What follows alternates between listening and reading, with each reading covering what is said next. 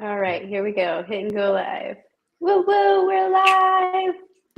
Welcome, welcome. We're just going to let people trickle in. Let it go. Thanks for joining us today. We are going to be continuing our series about owning your audience. This live stream, we're going to focus on building loyalty, fostering loyalty with your email list, and building trust. If you have been following along, or if you haven't, last week we kind of talked about how to make the content within your newsletter engaging and keep the engagement going. The week before, we kind of talked about how to start your email list from ground zero and build it up from there, and then how to create engaging content on your social media that lead people to your email list. So thanks for following along. If you haven't seen any of the previous ones, we really encourage you to go ahead and go back and watch those live streams. There's so much good information in there that you do not want to miss. We will be having our last live stream next week, I think, for this series. So join us for that too.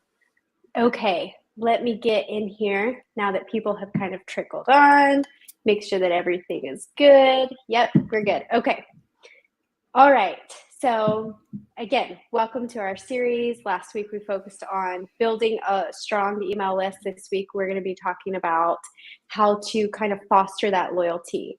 So now that you've got some subscribers on board, whether that's your mom, your firstborn child, or your dog, we're going to be talking about how can you build loyalty and trust with them. So Amanda, beyond the initial sign up, what can creators or digital thought leaders do to create and foster loyalty with their email subscribers? Yeah, and that's such an important point to bring up. So I'm glad we're kind of like coming straight out of the gate with that because, building the idea of having an email list is obviously so that you can own your audience and own your leads, but it's like a second channel where you have opportunity you've been given permission to contact someone and take up a slice of really valuable real estate in their inbox, which is a very exclusive place, whereas social media, not so much, right? So the first thing you want to do to start kind of engendering additional loyalty and further the affinity that email subscriber already has for you and your business brand or personal brand is maybe one and the same, and that's totally cool if they are. You want to kick off with a welcome sequence. And so as you know, if you have an email list or if you attended either of our other lives this month, there's two ways onto an email list. So one is directly signing up for a newsletter. You can sign up for our newsletter anytime at the footer of our website and also at like newsletter.welevelupcreators.com, right? So you can just go straight into there. And the other way is by picking up a lead magnet, right? So that's a free, usually like just a simple digital download, a guide, a top 10 list, a cheat sheet, a list of hooks or something like that. That you've compiled and you're giving away free of charge, but it is in exchange for someone's very valuable email address. And so two ways in. So if someone comes in by way of a lead magnet, you always want to have a nurture sequence that is triggered by that action, that request to download or get whatever your lead magnet is. And that should be very much like a welcome into your ecosystem and let people know what to expect. You want to add value, add value, add value, and then it's okay to make an ask. And so typically a lead magnet, the way that we do it with creators we work with and solopreneurs and thought leaders, is a digital like lead magnet is meant to guide someone to purchase something specific. And so the lead magnet serves as like almost the appetizer, right? It's a little bit of a taste of what's to come in the paid product, right? So again, follow up nurture sequence automatically should be triggered when someone gets your email download and value add, value add, value add, ask, right? And the ask has to be very relevant and make sense. If they come in through just signing up straight away for your email newsletter, you want to have what's called a welcome sequence that gets triggered when someone drops their first name, hopefully, and email address into your sign up form field, right? And so you don't want to just send people newsletters like that. That's okay if that's kind of where you start. That's okay. But sort of the next level up from there is to a more official welcome sequence, even if it's just 3 emails or something like that, right? And this is meant to be a very significant value add, personal introduction. Maybe you give a little bit more of yourself than you show on social media, for instance, and let people know what to expect with your newsletter. How often is it coming out? What day of the week or the month does it come out? what kind of things can they expect to see in the newsletter. It's just kind of like welcoming someone at your, like walks in your front door for a dinner party, right? So you want to kind of emulate that in real life experience online as much as possible. So fortunately with email service provider capabilities, you can do all manner of like segmentation so people get the exact right message that's right for them. And that's probably several like steps advanced from where we are right now. It's okay if at the beginning at least everybody gets the same welcome sequence, but let them know again what to expect, how frequently they're going to get the newsletter, remind them what it's about, probably provide some social proof on other people who have really enjoyed the newsletter. You could provide links to your most popular, like past editions. So a little bit like an archive section so people can dive in and get some past content if they want. And let them know if you have other lead magnets and free resources available to them. Like that's a great stack for the first couple of emails. And again, once you get to that like third or fourth email in a sequence, it's okay to like make an ask for something. But if someone came in by way of your like straight to the newsletter as opposed to a lead magnet, I typically don't like to go into like selling in that welcome sequence. It's okay if you let people know what you have available, but like not a hard pitch because they didn't go straight for the lead magnet. And grabbing a lead magnet shows like a higher potential purchase intent if you want to get into like specific business language and lingo and psychology and stuff like that. So newsletter is a little bit more chill, welcome them at the door and make sure that they know that they're in the right place. Yeah, that's awesome. I love that you're like talking about welcome sequences because in my mind you're like the queen of welcome sequences. And yeah, so I just love it's like so fitting. Okay, so beyond just creating content that's like super engaging, like yes, that, always that, what are some types of content that they can put inside their newsletter that helps build trust?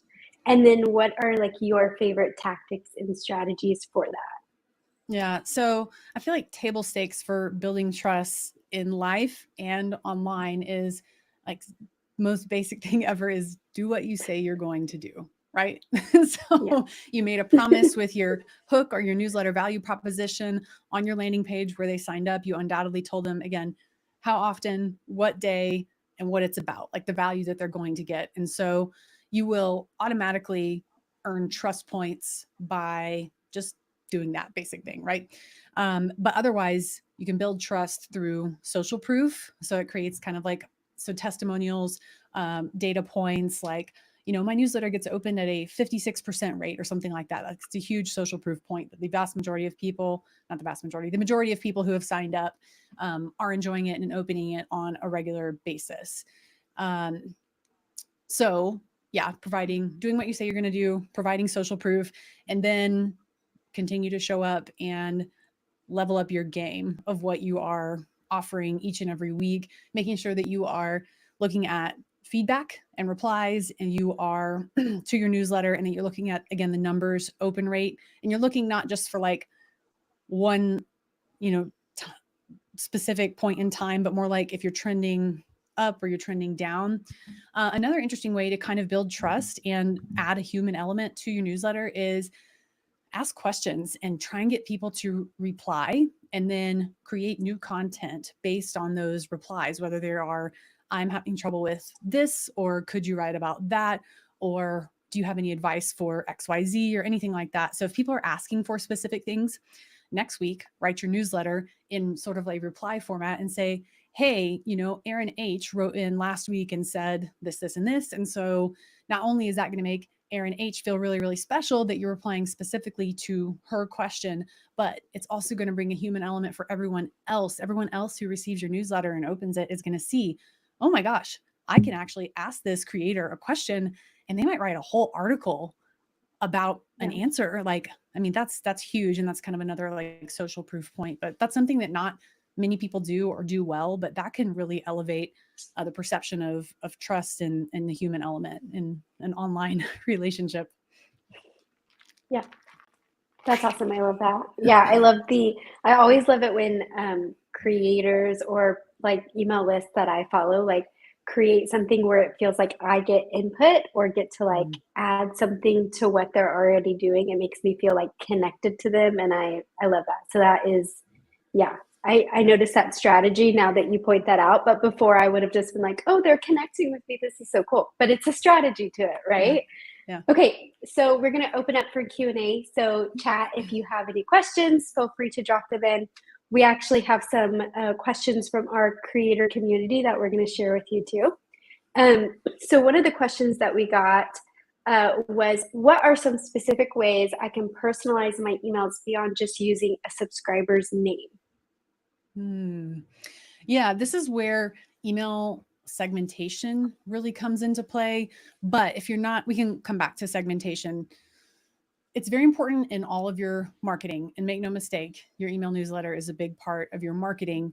And it's people who are showing increasing intent to potentially purchase. So it becomes even more important than your social media content, and sort of like the next stage in your funnel, if you're familiar with that sales funnel image.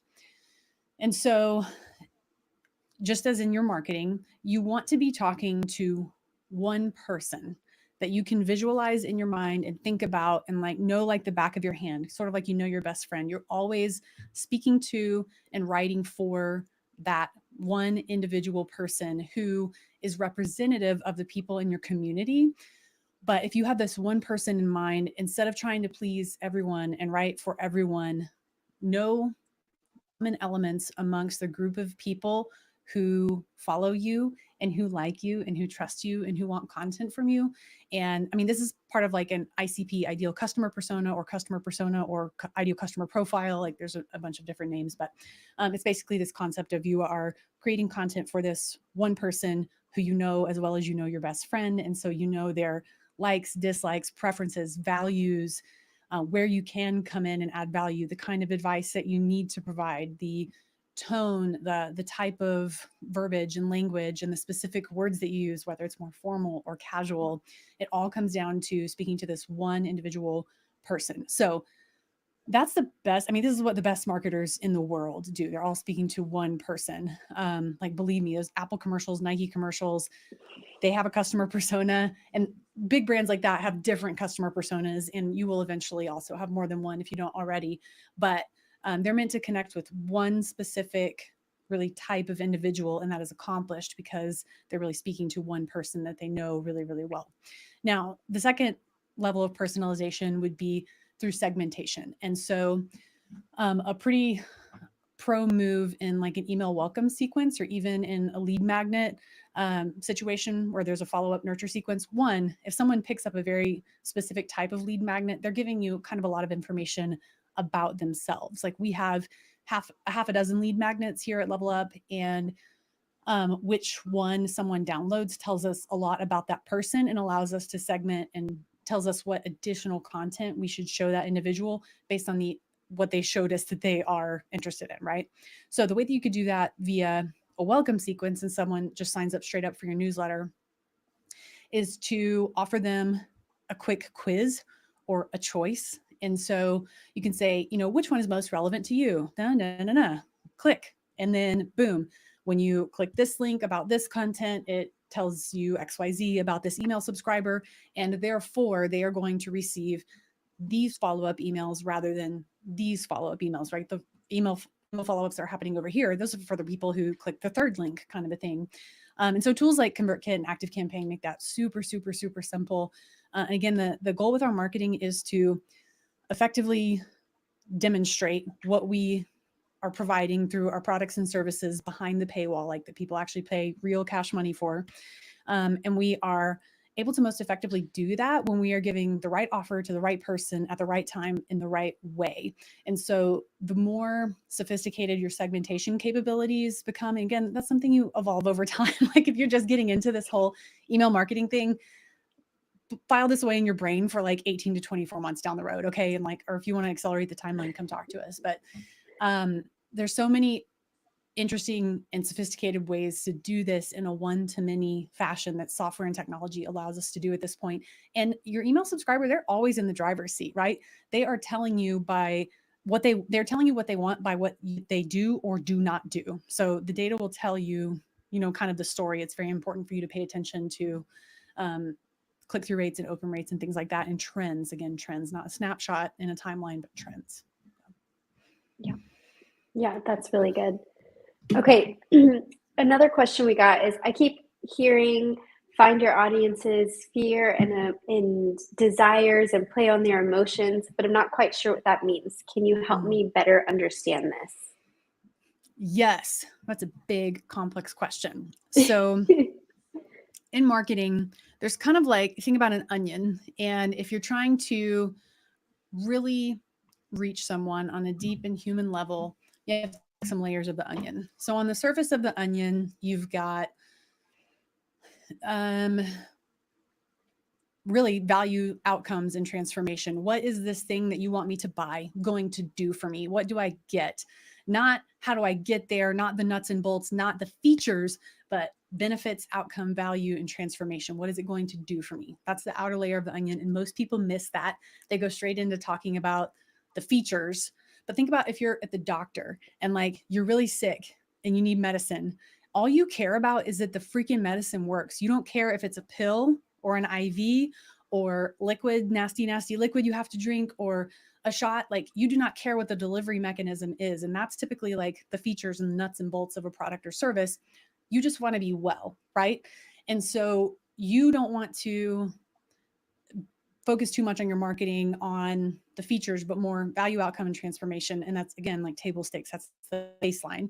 The next layer under that is going to be maybe these are kind of like intertwined, but let's start talking about foundational desires. These are what people actually really, really want. So if I am sick, I'm in a very undesirable state. I'm feeling fear. I am feeling just unwell in general.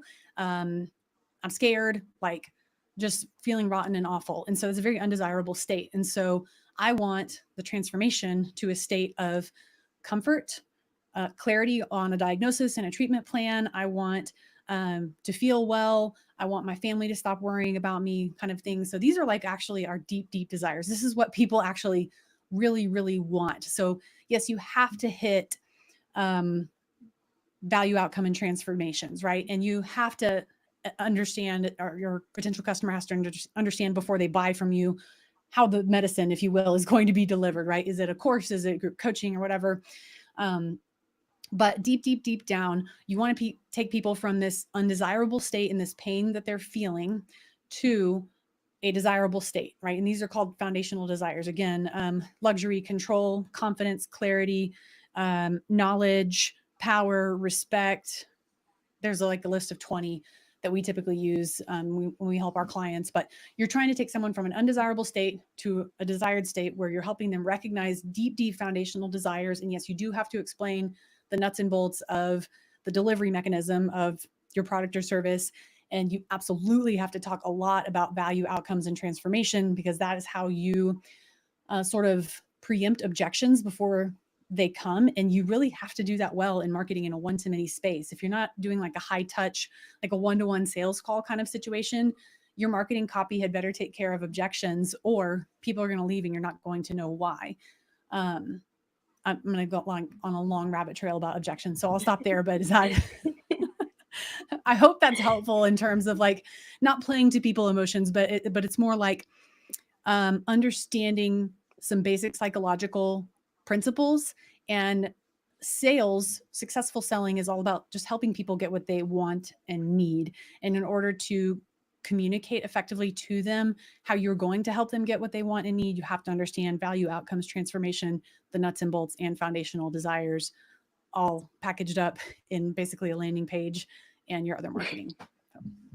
Yeah, I love that. That's a really great analogy of like explaining like your audience is quote unquote sick. You're the doctor. Like, what are you providing them, and leading them through that like whole. I love that. That was a great analogy. That helped me understand even more. I'm gonna make an onion picture, and I've got it in my head now. You need to trademark this. Like, that was good. Okay, last question. I'm worried about creating a welcome email series that is too long and boring. How can I make it the right balance of information without being too long? Getting outside feedback is really, really important here, right? And I typically go through things that I write, and I will cut out anything like 3 rounds. And so anything that is confusing or doesn't make my point or doesn't work sort of like linearly, because you're always taking somebody on a journey, whether it's on a 12-second reel or a 2,000 word article, right? You're taking someone from here to there. There's always got to be a payoff. So understanding how communication sort of like works is really important. And then being able to be objective in what am I trying to accomplish here? Is what I have written accomplishing that? And how can I still accomplish what I'm trying to by reducing this by 40%, basically? And then just like ruthlessly go in and delete stuff. And then have someone, an outside party, hopefully, or someone like even your partner or sister or brother, or whatever, review what you've written so you get an outside opinion. But remember, you're always speaking to that one person, that one customer persona, and you are going for value outcomes and transformation and helping people recognize foundational desires. So that's always what you're trying to do. And you can overlay that framework onto literally anything you are marketing or selling. So that's one. But honestly, we're always making a first guess when we write something for the first time, right? Like you can only make the best decision you can with the information that you have at the time. That's the only thing like you can ever expect from yourself and that others should expect from you. So it's your responsibility to do the research and understand as much about your audience as you can and kind of bring that together into a customer persona and speaking directly to that person. But once you have that out into the world, you look at the data and you see, are people actually opening this? Are they clicking any of the links? How much, I'll be really cool. Some platforms can tell you how much time someone spent on an email. That's typically like enterprise, like big company level kind of data, but that's always very, very interesting. But are people opening it? Are they clicking through? Are they responding? Are they looking at like links and calls to action toward the bottom of the email? I would definitely strategically do some bolding and highlighting. That is always very, very helpful for people who want to go through and skim. But getting an outside opinion, putting your best foot forward with the information you have, and then looking at the data and feedback you're getting over time. And you just adjust. You're never going to get anything right the first time. Nobody does. And if they tell you they did, they're probably lying, honestly. Like there's no overnight success story. That's not real.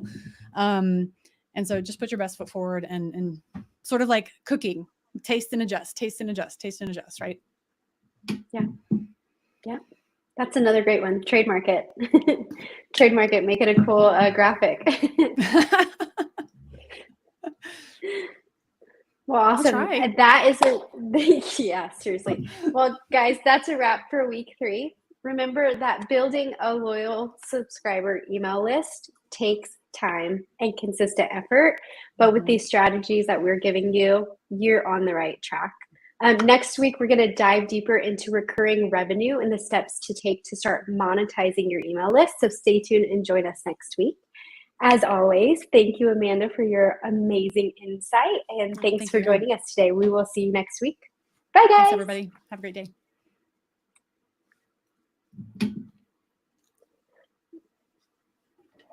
Oh, we did it.